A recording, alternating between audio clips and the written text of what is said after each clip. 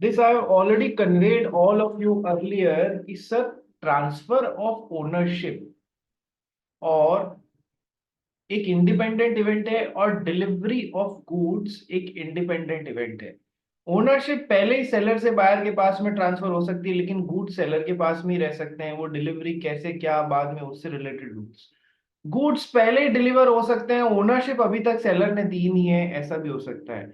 Goods और ownership दोनों साथ में दे रहे हो, और हो सकता है गुड्स और ओनरशिप दोनों भविष्य में देने की बात की हो। तो सारे परम्यूटेशन कॉम्बिनेशन बनते हैं। कहने का मतलब ये दोनों इंडिपेंडेंट इवेंट हैं, ये बात ध्यान रखिएगा। आइए स्टार्ट करते हैं डिलीवरी से। डिलीवरी का क्या मतलब होता है? एग्जाम में कई बार क्वेश्चन डायरेक्टली आ जाता है, इतना इजी क्वेश्चन आ जाता है, explain what do you mean by delivery of goods. Delivery से क्या मतलब होता है? तो आपको बताना है sir, voluntary transfer of possession from by one person to another is delivery of goods. अपनी इच्छा से किया गया वॉलंटरी ट्रांसफर ऑफ पोजेशन। ऐसा नहीं है ये न्यू मुरार का के मन में आया, दक्ष अग्रवाल से खौस के ले लिया, खींच के ले लिया, वो कोई डिलीवरी नहीं कहलाएगी। ठीक है, voluntary transfer of possession.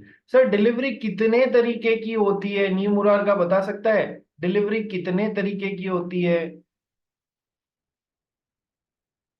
Sir like एक तो ट्रांसफर वाली की बात कर रहे हो क्या सर? ट्रांसफर कैसे करते हैं? डिलीवरी ऑफ गुड्स कितने तरीके से हो सकती है? Types of deliveries. टाइप्स तो सर तीन टाइप की होती है। हाँ, कौन कौन सी होती है बता। सर रुक जाओ। अरे पढ़ के नहीं बताना है, याद होना नहीं चाहिए। सर, दिख नहीं रहा सर, सोच रहा हूँ सर। हम्म। मुकुंद का है? मुकुंद। एक्चुअल हो सकती है तो। बिल्कुल, एक तो है एक्चुअल डिलीवरी, सही में मैंने आपका फिजिकल पोजेशन इन गुड्स का आपको दे दिया। मुकुंद, महक, नेतन, मीत, वीडियोस ऑन करो। पूंजी वीडियो ऑन करो भाई, सवेरे सवेरे मजाक नहीं। ये बाकी के तीन चार जने पागल हैं क्या जो वीडियो ऑन करके बैठते हैं? Netan, Mehak, Mukund, Meet, kindly switch on your videos please. Sir आज फोन से ज्वाइन किया तो नहीं कर पाऊँ।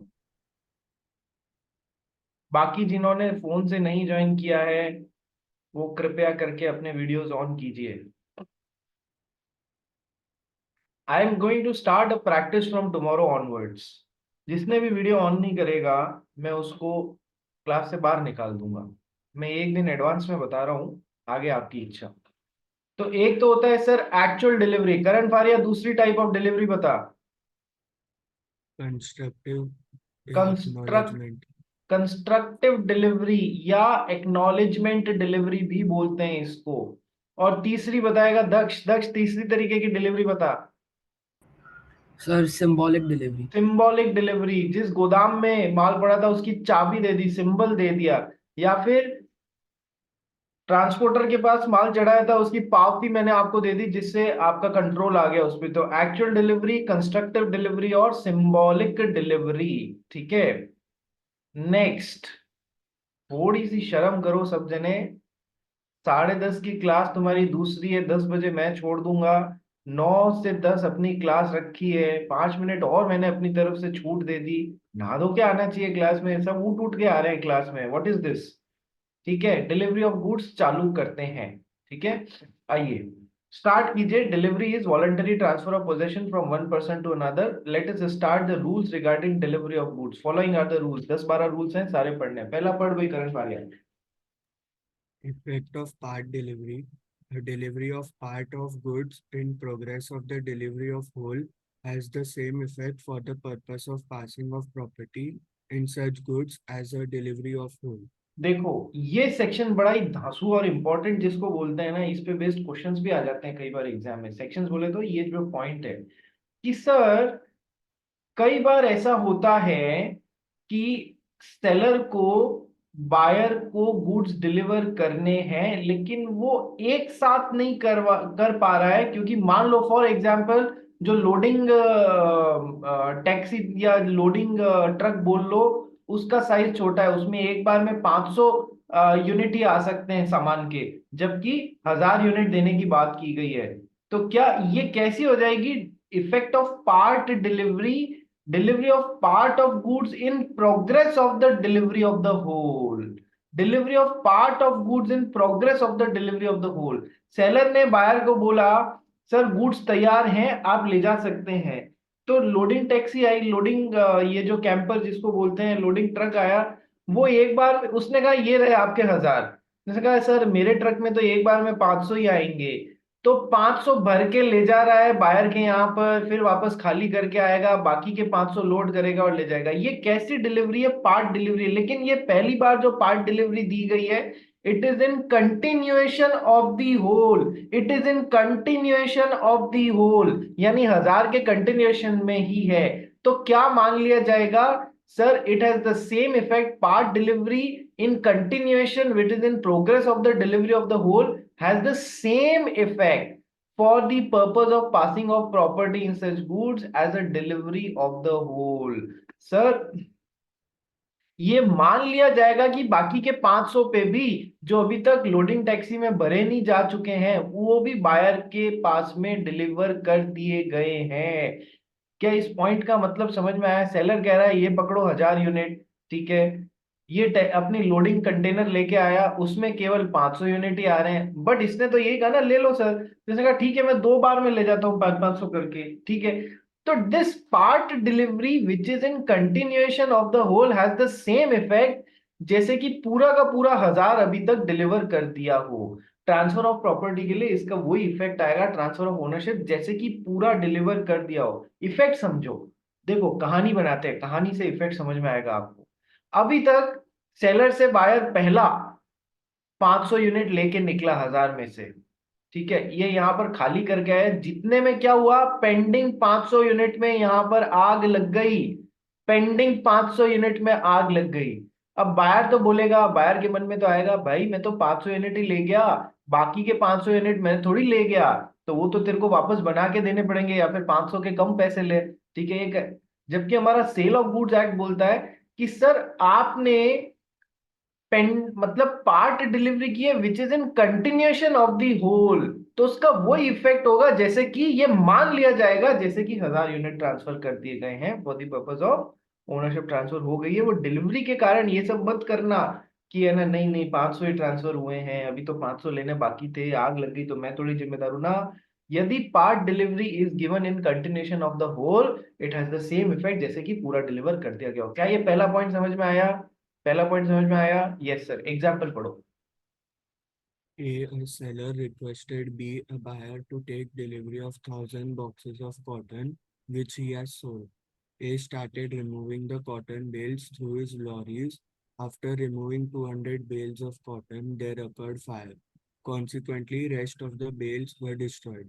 Held B was to bear loss because delivery of the part was in progress of whole delivery. Held be वो ऐसा ही माना जाएगा जैसे कि पूरी डिलीवरी हो गई है, because delivery of the part was in progress of the whole delivery. हालांकि देखो हमें डिलीवरी से ज्यादा इफेक्ट इसलिए नहीं होना चाहिए क्योंकि रिस्क फॉलोज ओनरशिप। प्रॉपर्टी तो बिना डिलीवरी के भी पास हो सकती है या नहीं हो सकती है, ओनरशिप तो बिना डिलीवरी के भी पास हो सकती है ना, हमने ये पहले पढ़ा। इसलिए इन पॉइंट्स को पढ़ते हुए अपना दिमाग खराब मत करना कि सर आपने उधर तो ये पढ़ा था इधर ये अलग कैसे ना। आएंगे कैसे? या तो ऐसे छोटे छोटे क्वेश्चंस आ जाएंगे या फिर पूरे रूल्स आ जाएंगे, explain the rules relating to delivery of goods. तो सर उधर से अपना दिमाग खराब मत करना, ये भी एक्चुअल में यही बोल रहा है कि sir for the purpose of passing of property, otherwise buyer नहीं बोल सकता कि सर मैंने तो 200 की डिलीवरी ली है, मैंने तो 500 की ली है, बाकी 500 लिए नहीं थी, तो फिर वो तो आपके यहाँ जल गई तो मेरे को मिली थोड़ी ना, ना ना ना ये सब नहीं, ठीक है। Delivery in part in continuation of the whole is taken as कि जैसे पूरी डिलीवर कर दी गई। Second, buyer to apply for delivery, पढ़ो भाई।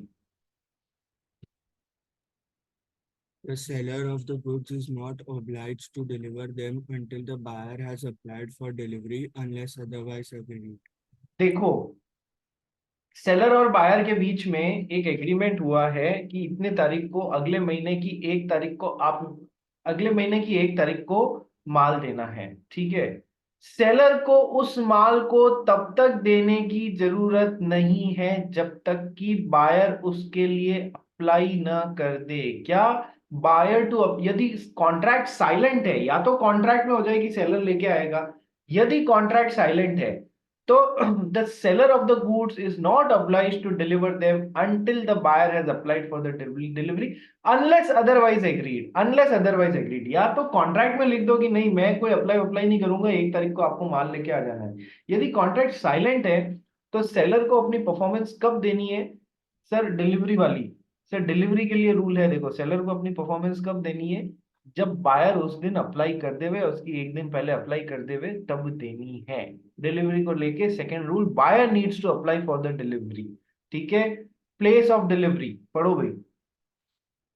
The place of delivery is usually stated in the contract. When stated, it must be delivered at specified place during working hours on a working day.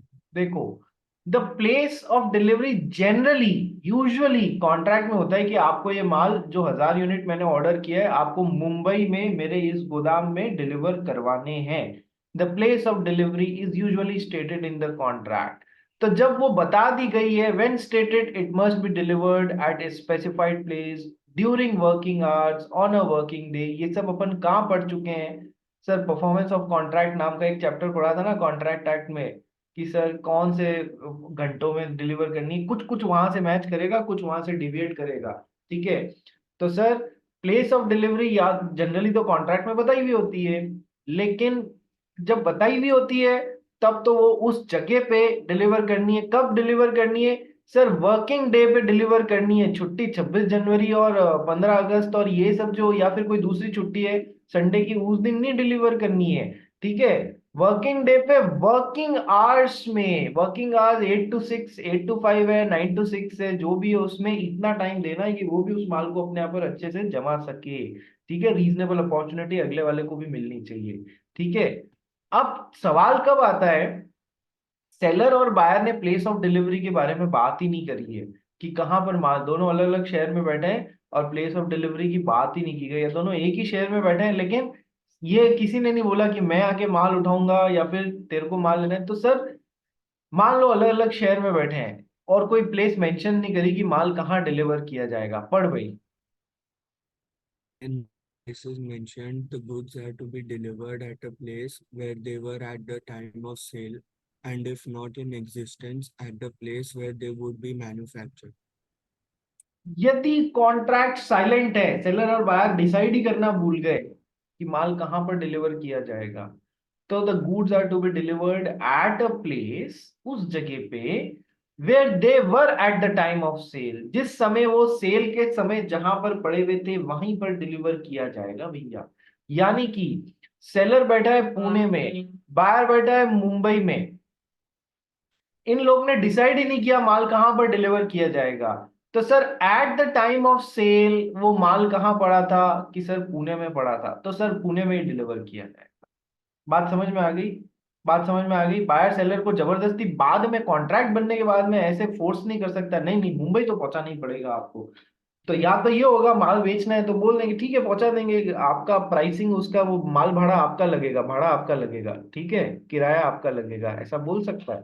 ठीक है, लेकिन यदि इन्होंने कुछ भी नक्की नहीं किया तो बाय डिफॉल्ट रूल क्या है सर? जहां पर माल सेलिंग के टाइम पड़े हुए थे वहीं पर डिलीवर करने का रूल है। ठीक है, and if the goods are not in existence, यानी कि फ्यूचर गुड्स की बात हो रही है या फिर सेलर को अभी तक एक्वायर करने हैं, तो फिर at the place where they would be manufactured, मान लीजिए सेलर की एक फैक्ट्री नागपुर में है, वहां पर वो मैन्युफैक्चर करेगा, तो सर वो एग्जिस्टेंस में नहीं है, भविष्य में 1000 यूनिट बना के देगा, तो सर कहाँ डिलीवरी दी जाएगी? At the place where they would be manufactured, यहां पर डिलीवरी दी जाएगी। बात समझ में आ गई? Yes sir. ये सब बड़े लोगों के चौचले हैं, छोटे लोगों को अपना माल बेचना होता है ना, तो उनको सारी चीज उठा के वहां पर डिलीवर करवानी पड़ती है। हाँ, माल भाड़े की रसीद भी यहीं पर काट देते हैं इन लोग के साथ में, यहीं पर काट देते हैं। समझदार बायर होगा तो क्या करेगा कि सर बाद में प्रॉब्लम नहीं रहे, सेलर और बायर यदि समझदार होंगे पहले ही डिसाइड कर लेंगे कॉन्ट्रैक्ट में, माल मेरे डोर स्टेप पे, ये मेरा गोदाम है, इस एड्रेस पे इतनी तारीख को वर्किंग डे वर्किंग आवर्स में आपको डिलीवर करना होएगा। मतलब वो पहले से सब कुछ डिसाइड करके चलते हैं। क्यों कॉन्ट्रैक्ट एक्ट पढ़ाया जा रहा है आपको, क्यों सेल ऑफ गुड्स एक्ट पढ़ाया जा रहा है आपको? ताकि आप कॉन्ट्रैक्ट बनाते समय कोई माल खरीदते बेचते समय जो जरूरी थोड़ी है कोई अकाउंटिंग पोजीशन ही मिले, हो सकता है आपको अकाउंटिंग कम मैनेजरियल पोजीशन मिल जावे किसी ऑर्गेनाइजेशन में। अकाउंटिंग कम मैनेजरियल, मान लो तुम अमेजन में या फ्लिपकार्ट में तुमको जॉब लगती है। अमेजन या फ्लिपकार्ट के बड़े बड़े गोडाउन्स होते हैं या नहीं होते हैं? सर तुम कंपनी के बिहाफ पे कॉन्ट्रैक्ट बनाने गए हो किसी मैन्युफैक्चरर या सेलर के साथ में, तो तुम कॉन्ट्रैक्ट में टर्म डालोगे या नहीं डालोगे, गुड्स यहाँ पर मेरे मुंबई के इस वाले गोदाम में डिलीवर होने चाहिए। ठीक है, पढ़ोगे तो समझ में आएगा ना, ये सब टर्म्स भी इनकॉर्पोरेट करनी है। ठीक है, नेक्स्ट, प्लेस ऑफ डिलीवरी की क्लैरिटी ले ली। सर यदि कॉन्ट्रैक्ट साइलेंट है तो किसको अप्लाई करना पड़ेगा डिलीवरी के लिए, वो भी देख लिया।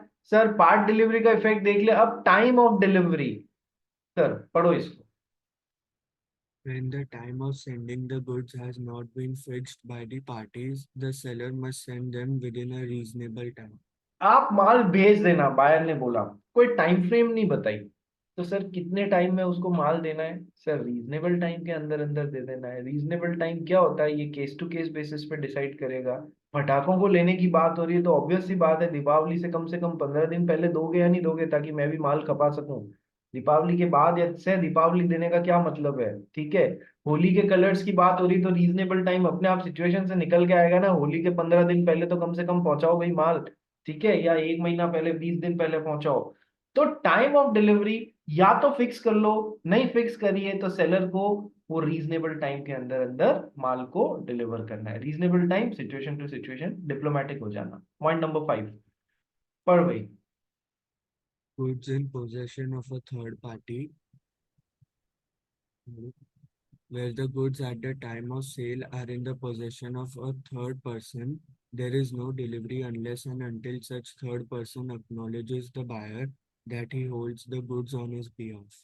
कैसी डिलीवरी की बात हो रही है? कंस्ट्रक्टिव या एक्नॉलेजमेंट डिलीवरी का पॉइंट है ये कि सर मान लो करण फारिया जो है सब्जियों में डील करता है।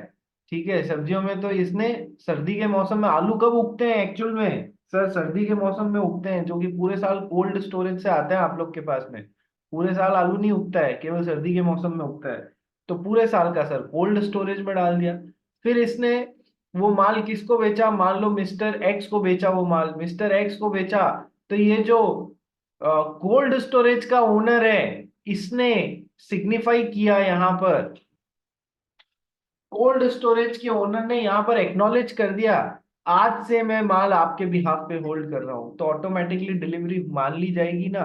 कोई जरूरी थोड़ी है कि पहले ये उठाए माल यहाँ पर दे, फिर ये इसको दे, फिर ये वापस कोल्ड स्टोरेज में रखा है। तो एक्नॉलेजमेंट या कंस्ट्रक्टिव डिलीवरी, यदि गुड्स उस समय सेल के समय किसी थर्ड पार्टी की पोजीशन में है, तो सर वो एक्नॉलेज कर देगा, तो ही वो डिलीवरी मानी जाएगी। Where the goods are at the time of sale are in possession of the third person, there is no delivery unless and until the third person acknowledges the buyer that he holds the goods on his behalf.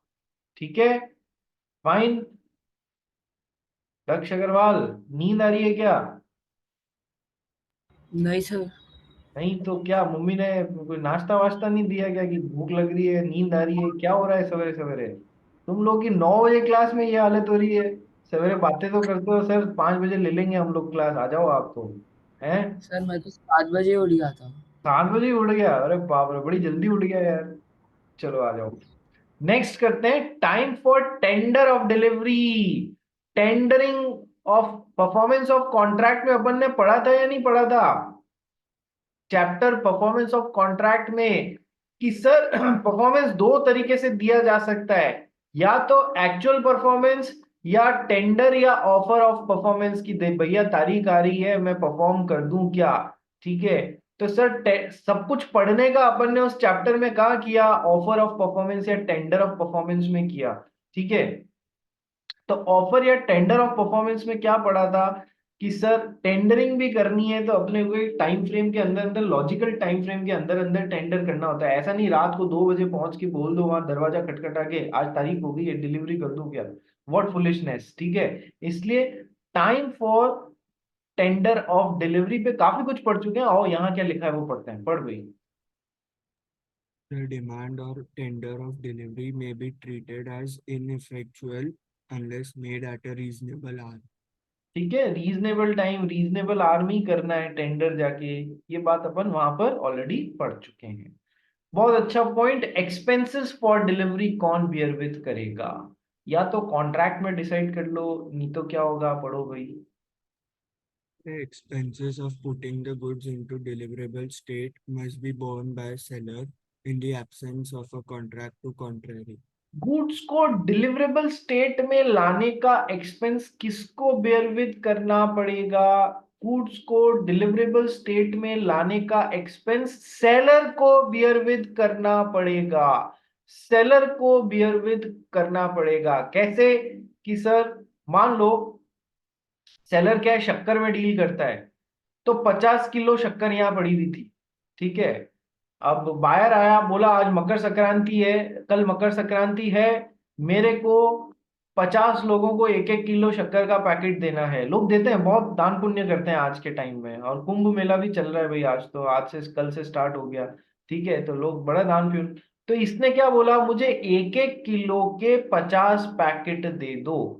तो sir अब उन वो goods तो हैं, specific goods भी हैं, लेकिन sir deliverable state में लाने पड़ेंगे या नहीं पड़ेंगे? सर 1-1 किलो की पैकिंग बनानी पड़ेगी, तो इस 1-1 किलो की पैकिंग में लाने का खर्चा कौन बियर विथ करेगा? सर यदि किसी कोई बात नहीं की गई है, सेलर और बायर साइलेंट है, तो सेलर को बियर विथ करना पड़ेगा उन गुड्स को डिलीवरेबल स्टेट में लाने का खर्चा। बाय डिफॉल्ट यही होता है, ठीक है भैया। चलिए नेक्स्ट, तो the expense of putting the goods into deliverable state must be borne by the seller in the absence of contract to the contrary. इस पे क्वेश्चन आता है नेक्स्ट पॉइंट पे, डिलीवरी ऑफ रॉन्ग क्वांटिटी पे। Delivery of wrong quantity पे question आता है, पढ़ो भाई। In case of delivery of wrong quality of goods, following three conditions may apply. Wrong quality नहीं, wrong quantity of goods. In case of delivery of wrong quantity, मैंने order करी है 100, तूने 100 देने की बजाय दे दी 105 या 110, तो ये रॉन्ग क्वांटिटी हो गई या नहीं हो गई? Yes sir. मैंने ऑर्डर करी है 100, तुमने दे दी 80, तो ये रॉन्ग क्वांटिटी हो गई या नहीं हो गई? Yes sir.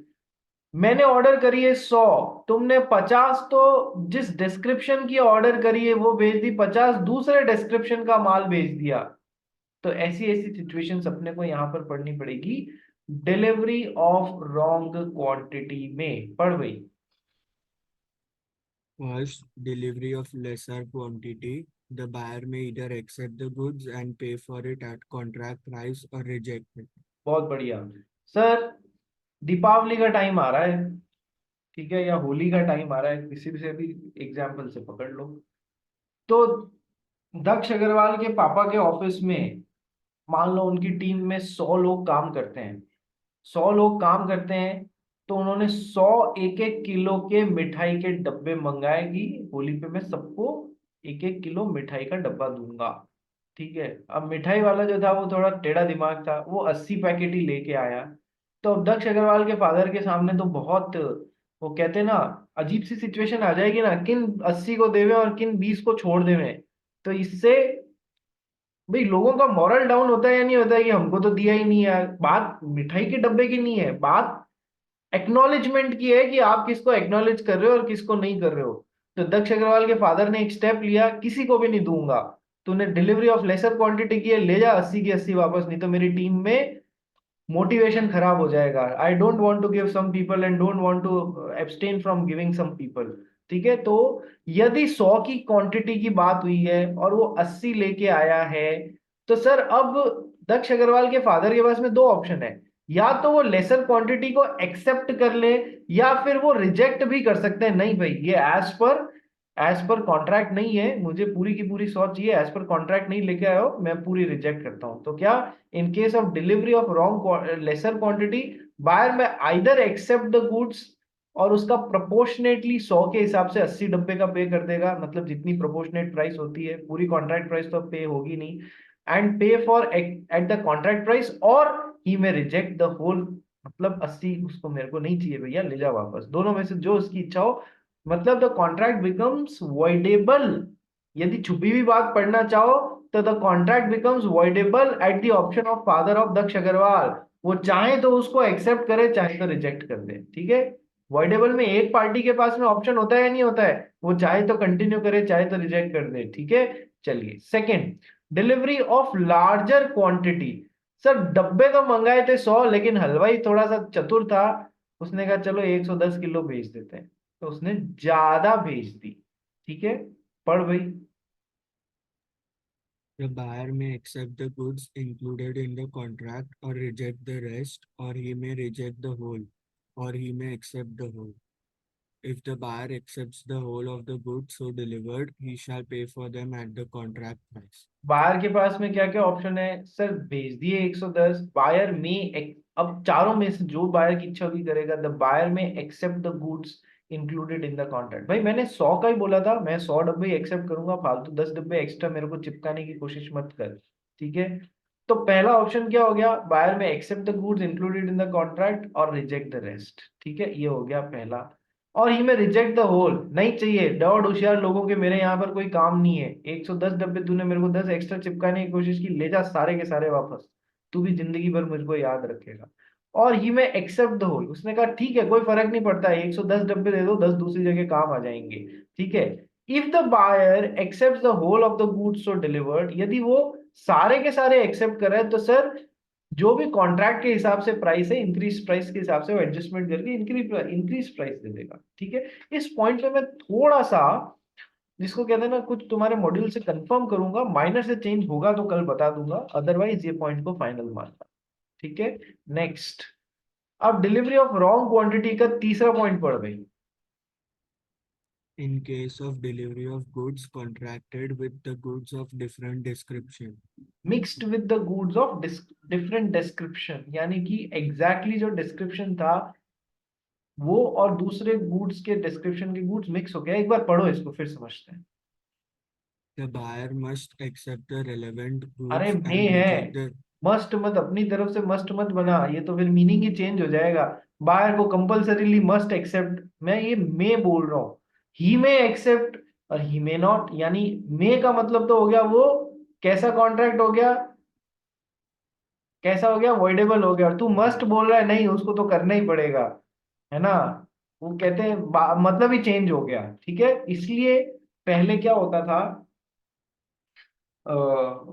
लॉ के पेपर के साथ में इंग्लिश भी कंपलसरीली पढ़ाई जाती थी। 60 नंबर का लॉ आता था और 40 का इंग्लिश होता था। वो इसलिए ताकि तुम लॉ में गलती नहीं करो, पर बच्चे क्या करने लग गए, अंग्रेजी अंग्रेजी पढ़ लेते, लॉ छोड़ देते, 40 नंबर वहां से, 5 7 10 नंबर यहाँ से जुगाड़ लेते और पास हो जाते थे। ठीक है, तो इसलिए फिर उन्होंने अंग्रेजी हटा दी। फिर देखो क्या हुआ, उसका इफेक्ट तुम्हारे सीनियर्स ने जो काम किया उसका। ठीक है, चलिए वापस पढ़ कि सर यदि गुड्स को डिफरेंट डिस्क्रिप्शन के गुड्स के साथ मिक्स करके भेज दिया, ठीक है, जो कॉन्ट्रैक्ट में नहीं थे उससे डिविएट करके भेज दिया, तो बायर में, आगे पढ़, द बायर में, The buyer may accept the relevant goods and reject the rest or reject the whole. देखो the However, buyer may, mixing एक minute, buyer may accept the relevant goods and reject the rest. Sir 100 डब्बों का भेजा था, कौन सी, इसके पापा ने 100 किलो काजू कतली ऑर्डर करी थी हलवाई से। हलवाई बेटा शानदार, 50 किलो तो 50 डब्बे तो काजू कतली के भेज दिए, और 50 डब्बे है ना मोतीचूर के लड्डुओं के भेज दिए। ठीक है, अब यार ये क्या करें, तो पहला ऑप्शन तो ये कि सर 50 डब्बे जो काजू कतली के हैं वो एक्सेप्ट कर लें और बाकी का रिजेक्ट कर दें, तो accept the relevant goods and reject the rest, और ही में रिजेक्ट द होल। कि ये क्या बेवकूफी है, 50 इसके 50 इसके, सब सारे एक जैसे चाहिए थे ना, ले जाओ वापस सारे डब्बे। ठीक है, ही में रिजेक्ट द होल, दोनों में से जो उनको समझ में आए वो कर सकते हैं। However, However, mixing of goods of inferior quality does not amount to mixing of goods of different description. कई बार क्या होता है कि डब्बे तो उन्होंने 100 ही दिए, 50 ऐसे डब्बे दिए जो कि सही में प्योर काजू कतली के थे, और 50 ऐसे कतली के डब्बे दिए जो थोड़ी काजू कतली और थोड़े उसमें बादाम मिक्स थी।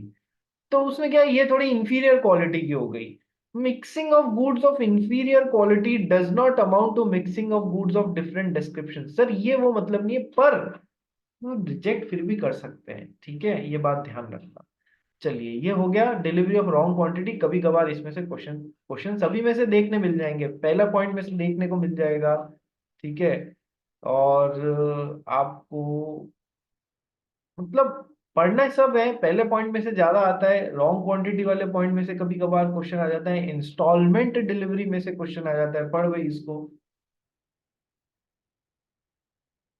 एक मिनट, नीम Unless मुरार का, otherwise, नीम मुरार का हाँ सर। कौन जा रही है बाहर से? सर सर चिड़िया जा रही है बाहर से, मैं उसको उड़ता हुआ देख रहा था। ठीक है चलो आ जाओ, instalment deliveries. unless otherwise agreed, the buyer is not bound to accept delivery in installments. The rights and liabilities in case of delivery in installment and payment thereon may be determined by the parties to contract. देखो,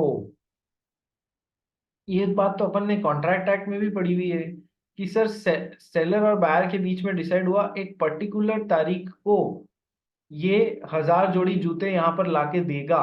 ठीक है, sir उस तारीख को आया और बोला ये पकड़ो 200, और मैं हर दिन आपको 200 ऐसे करके दे दूंगा। बायर बोला अरे भाई ऐसा नहीं होता है, इंस्टॉलमेंट डिलीवरीज के कॉन्ट्रैक्ट में कुछ नहीं लिखा हुआ था। So buyer is not bound to accept the goods in installments. बात समझ में आई? बायर चाहे तो कर ले, चाहे तो मतलब रिजेक्ट तो कर ही सकता है। तो फिर अब कॉन्ट्रैक्ट इसके ऑप्शन पे वॉइडेबल हो जाता है, but he is not bound. Seller ऐसा नहीं कह सकता अरे लेना ही पड़ेगा। ठीक है, तो डिलीवरी में इंस्टॉलमेंट डिलीवरीज की जब तक बात नहीं हुई हो, बात हो गई हो तो अलग बात है। ठीक है, तब तो फिर एक्सेप्ट करना पड़ेगा, लेकिन यदि बात नहीं हुई है, unless otherwise agreed, buyer is not bound to accept delivery in installments. ठीक है, the rights and liabilities in case of delivery in installments and payment thereon may be determined by parties to the contract. फिर parties यदि installment deliveries की बात कर रही हैं तो फिर वो उस हिसाब से फर्दर डिटेल की हर 200 पे पेमेंट दूंगा या नहीं दूंगा, वो फिर वो अलग कंटेक्स्ट चालू हो जाता है, वो आपस में वो डिसाइड कर सकते हैं। ठीक है, पढ़ भाई इसको। A agrees to deliver to B 100 quintals of sugar in May, but A deliver only 90 quintals in May and remaining 10 quintals in the first week of June. B is entitled to reject the whole 100 quintals. पहला entitlement है, reject कर सकता है, लेकिन लेकिन चाहे तो accept करे, एक्सेप्ट कर ले तो फिर कोई दिक्कत नहीं है, फिर तो 90 और 10। ठीक है, ऐसे करके एक्सेप्ट कर लो। नेक्स्ट, डिलीवरी ऑफ कैरियर, पढ़ भाई क्या पॉइंट है? Subject to the terms of contract, the delivery of goods to the carrier for transmission to the buyer is prima facie deemed to be delivery to the buyer. देखो, subject to the terms of the contract, contract में यदि कुछ otherwise है तो वैसा, लेकिन contract silent है तो जब सेलर ने गुड्स डिलीवरी के लिए किसी कैरियर को सबमिट कर दिया है, ये बस पढ़ने का पॉइंट है, ज्यादा दिमाग मत लगाना है इसमें, कि सर सेलर ने गुड्स किसी कैरियर को, ट्रक वाले को, रेलवे को सर इस तरीके से डिलीवर कर दिया है ताकि वो बायर तक पहुंचा सके। प्राइमा फेसी, प्राइमा फेसी का मतलब होता है on the face of it, बस केवल दिखाने के लिए हम ये मान लेंगे, केवल दिखाने के लिए, हाँ फाइन, एकदम 100% नहीं मानेंगे।